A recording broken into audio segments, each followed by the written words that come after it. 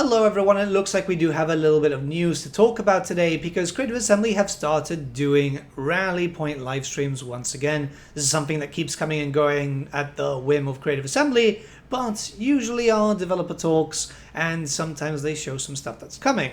In this case, they've done a small showcase of the upcoming beta, so this is focusing around the proving grounds for the Siege rework. So there is a lot to talk about here. What we're going to do is we're just going to watch some parts, but it's mostly just going to be talking about some new findings. Some of them are pretty damn interesting, so without further ado, let's begin. Before anything, a big thank you to our video sponsor, Instant Gaming. Instant Gaming is a platform where you'll be able to buy video games at discounted rates. If you are following me here because of the tabletop stuff, but you still like video games, you'll know that it's getting expensive, and you know there's reveals happening soon for the old world, so yeah, money's going to be a little bit tight.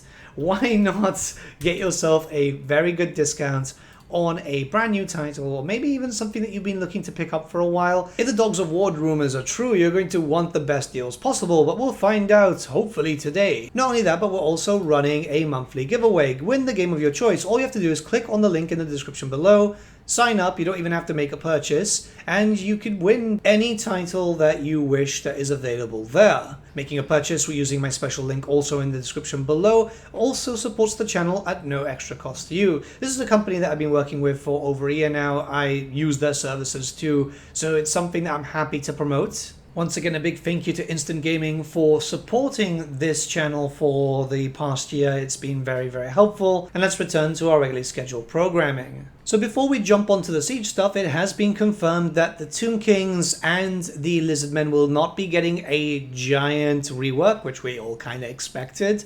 What we do know is that the Tomb Kings are getting some minor feature, but nothing's really been mentioned there. So I'm assuming a minor feature means a small mechanic, which, I mean, you know, would be nice. Mostly I just want fixes to the tech tree and skills because I still think that the Tomb Kings are in a very, very good spot. Another thing to note is that the Lizardmen are getting a smaller update than anticipated by most of the community, myself included, because there's no changes to the geomantic web happening, which, you know, it's a bit of a shame, but it's something that I imagine they could do later down the line. Remember that the Lizardmen, in most cases, we know that there's like new blessed spawning units, they have confirmed that, and they are looking likely at the tech tree, which is probably the biggest issue that the Lizardmen have. Yes, the geomantic web doesn't work, but that's something that can be done in a DLC in the future. So yeah, temper expectations, I guess, and we're going to have to wait and see what happens here when 6.3 releases, who knows when. I'm not going to be covering the other stuff, mostly because they were just focusing on reading forum posts and Reddit posts, and it's mostly just focusing around like just community engagement, which I'm all for. More of this would be great. I think it's about time that this started kicking up again. Maybe you could chat us through the blog, some of the changes that you've made to Sieges.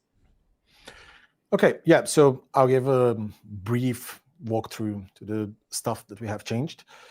First and most importantly, you have to keep in mind that we decided that this is going to be quite a big initiative to pretty much change the way sieges work and how they feel and how the battles there feel.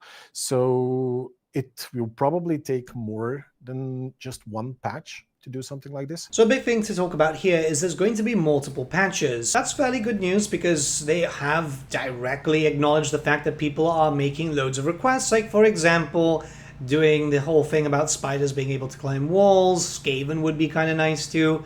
Ghosts being able to pass through them, which is something that you could do on the tabletop. Ethereal units could just go through other units. And terrain pieces. So yeah, you know, hopefully with time that stuff comes in. I know a lot of people have been wanting artillery on walls. Before that, I'd say, you know, Skaven weapons teams should be able to go on walls. The fact of the matter is most people use a mod for that. And other weapons teams like Cathayan Crane Gunners can, so it's a bit of a weird thing that still hasn't been fixed up. But this is good. In most cases, I'd say, you know, don't hold your hopes up or whatever, but the fact that we're getting direct acknowledgement means that maybe things can start progressing. So I'm feeling a little bit confident here. I'm hoping for the best. Now, there's a lot of other changes coming in, so we're going to jump right into that. So the thing about the units being able to climb walls or go through them as ghosts and so on is something we're more actively looking into. The artillery on walls, we have talked about it, and it's currently in the wish to do at some point. Yeah. We are not currently actively doing anything about something like this, but it is a really good idea, and depending on how much more feedback we got on this. I know that players want a lot of that. I know that this has been a requested feature from Warhammer 1, basically. We're going to stop here. It's been a requested feature because, one, it showed up on the trailer, right? So when you see stuff on trailer, you expect that to be a bit of a feature, and that was in Warhammer 1.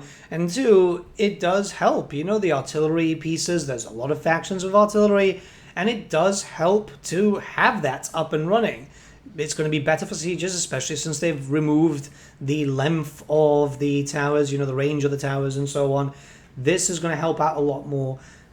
I feel like it's something that isn't too broken, because keep in mind, if you place it but you actually need it somewhere else, it's going to take a long time for that artillery to get there, or maybe having like a specific tower docking station just for specific artillery. I don't imagine stuff like the Dreadquake Mortar being able to do that, or Queen Bess, because they're absolutely large, but those are more bombardment-based artillery. They don't really need that much line of sight. So pocket ladders are gone, but siege ladders are not. And I think this is actually quite important to talk about, considering the fact that ladders still need to be in a Total War game, and it's following the same format of Total War Pharaoh. So it's essentially a siege tower with ladders on, which, I don't know, I'm not too keen on, but that's just like a personal preference. I'm just happy that that's still here.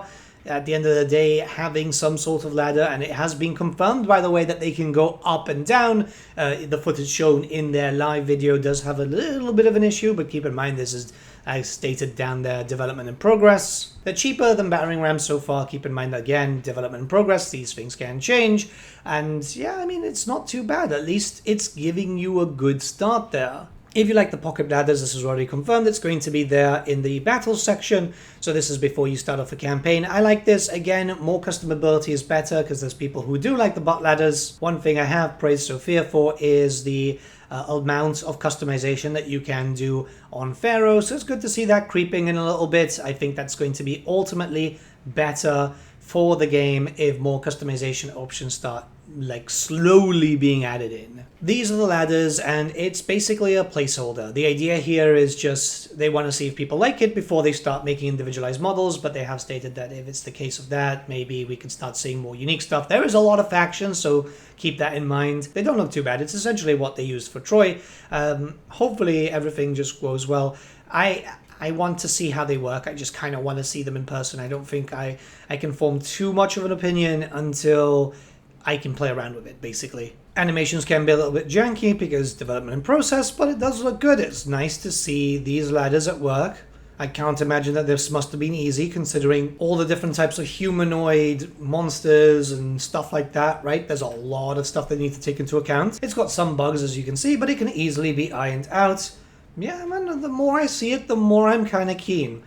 We just have to wait and see until we can get our access to it. The Proving Grounds is, what, next week or the week after, so it's not too long.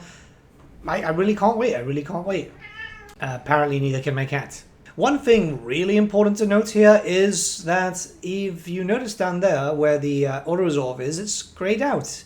Yeah, with Scarbrand. So a bunch of factions, units, legendary lords have lost Siege Attacker, which is kind of worrying in all honesty. They've said that Beastmen aren't losing it and Ogres aren't, but yeah, I do feel like Siege Attacker should remain as a trait for Legendary Lords. They said that they might look at that for skills and so on in the future, and it's obviously subject to development, but yeah, I think if that's the case, a lot of factions are going to need their starting armies retooled. It's very, very important for the start of a campaign to be able to siege, right?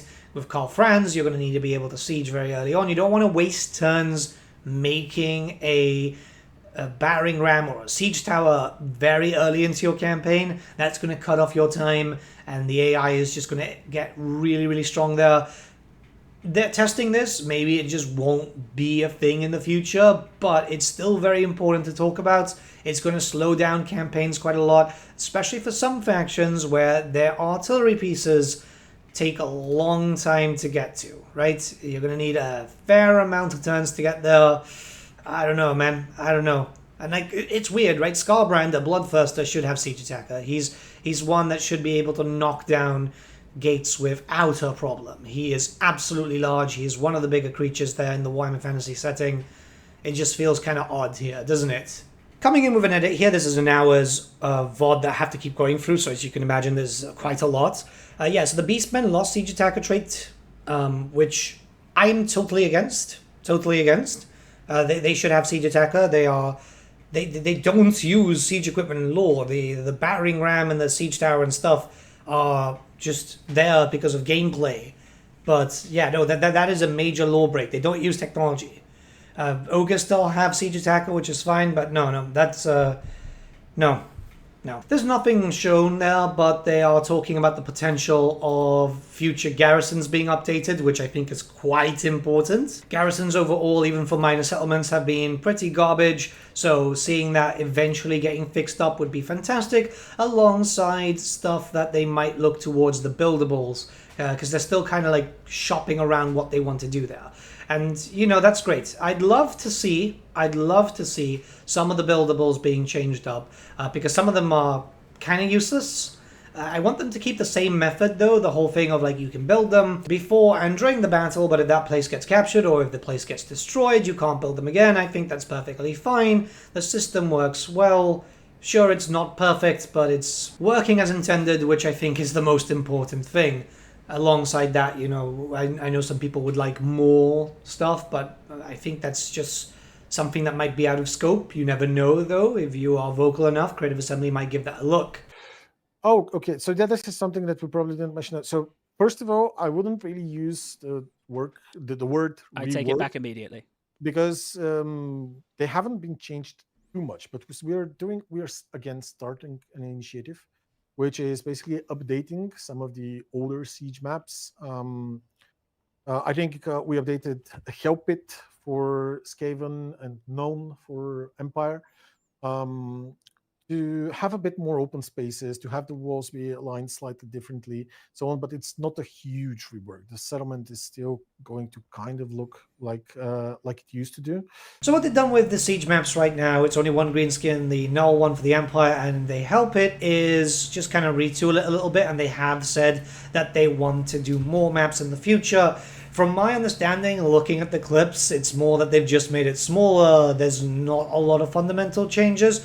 Obviously, at this point, it is important to note that Josh was just kind of going around, not really stopping at any big details. No offense to Josh, obviously. It's more the case of some more flyovers would have been lovely, but they are limited for time because obviously when they're recording these, they are stopping doing other stuff. You know, Milcho isn't actually working on the game when he's busy doing an interview. Hellpit kind of looks functionally the same. They have to fix up some texture issues and so on. Null is basically smaller, which it kind of bothers me a little bit that there's houses outside now, because, well, you know, lore-wise, the Empire would build very tall city walls to protect from, well, all the really terrifying monsters and shit that are outside. From the other stuff that's being showcased there, yeah, towers do a lot more damage, which is nice to see, even though their range is a lot smaller. In general, like, I'm looking forward to seeing where this goes. Right now, they've only done 3 maps, and it makes sense to only do 3 maps. I know some people are kind of disappointed, but it's better to test with a small sample size before a lot of work comes into it, and then we end up with another delay for a DLC, right? Overall, I'd say that everything is looking fairly good for a beta. I can't wait for the release to happen so we can actually check them out. Yeah, I mean, my only real concern here is the Beastmen and certain characters losing out on Siege Attackers. I think that Legendary Lords should retain Siege Attacker. It's very, very important there, or else campaigns are going to start slowing down a lot more. And they can be quite slow depending on what you're playing and what difficulty you're playing. It's also good to get some clarification revolving around the Lizard Men and the Tomb King update. I'm fairly optimistic about the Tomb King stuff. I think that the Tomb Kings will likely get more than the Lizard Men, just to kind of finish off the Tomb Kings, who are in a very good spot. Just really need that little bit more just to bring them up to Warhammer 3 levels. Thankfully, they didn't really need a heavy rework like Kislev.